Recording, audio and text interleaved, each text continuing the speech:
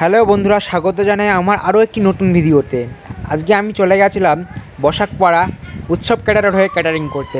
তারই কিছু মুহূর্ত আজকে তোমাদের সাথে শেয়ার করব। চলো শুরু করছি ভিডিওটা। এই হচ্ছে আজকে আমাদের কাজের জায়গা, যেখানে আগে থেকেই সব চেয়ার টেবিল রেডি করা ছিল। আর আমরা এখন রেডি করছিলাম পাতা এবং হজমোলা, যেগুলো প্যাকেট করা থাকে সেগুলো আমরা এক এক করে রেডি করে নিচ্ছি। আমাদের পাতা এবং হজমোলা রেডি করা কমপ্লিট। এখন আমরা বসে বসে খেয়ে নিচ্ছিলাম একটু কফি। এরপরেই শুরু করব আমাদের মেন কাজ, খাবার পরিবেশন করা কাজ। খাবার প্যান্ডেলের পিছনেই চলছিল রান্নার কাজ, যেখানে আগে থেকে সব খাবার রেডি করা ছিল। আর আমাদের সজীব বসে গেছে মাছ তুলতে। সজীব এখন তুলছে পাবদা মাছ। এই হচ্ছে আমাদের স্টোর, যেখানে আগে থেকে আমরা সব এক এক করে খাবার তুলে নিচ্ছি লোকজন আসার আগে। আমি সুযোগ পেয়ে একটু তুলে নিচ্ছিলাম মিষ্টি, আর আমাদের সুবিধা একটু সস রেডি করছিল, কারণ টেবিলের সাথে সস না হলে ভালো লাগে না।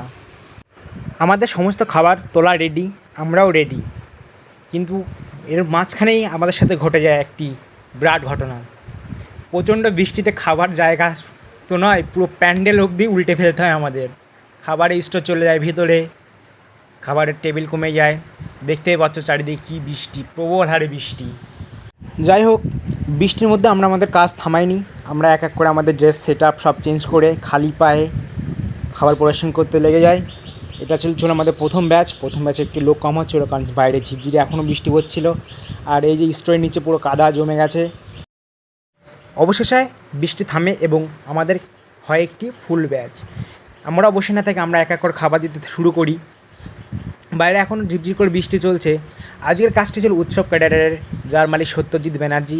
আজকের কাজটি ছিল বসাকপাড়া কালী মন্দিরের পাশে। এই হচ্ছে আমাদের মালিক সত্যজিৎ ব্যানার্জি। আজকের কাজটি ছিল উৎসব ক্যাটারারের, যেখানে যে কোনো অনুষ্ঠানে খুবই যত্ন সহকারে খাবার পরিবেশন করা হয়। এছাড়া রান্নার ঠাকুর, জলের বোতল, আইসক্রিম, কফি মেশিন প্রভৃতি ভাড়া পাওয়া যায়। আপনারা চাইলেন যোগাযোগ করতে পারেন।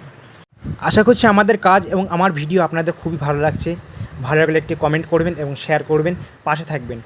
অবশেষে আমাদের কাজটি শেষ পর্যায়ে চলে আসে। এটি চলছিল আমাদের লাস্ট ব্যাচ।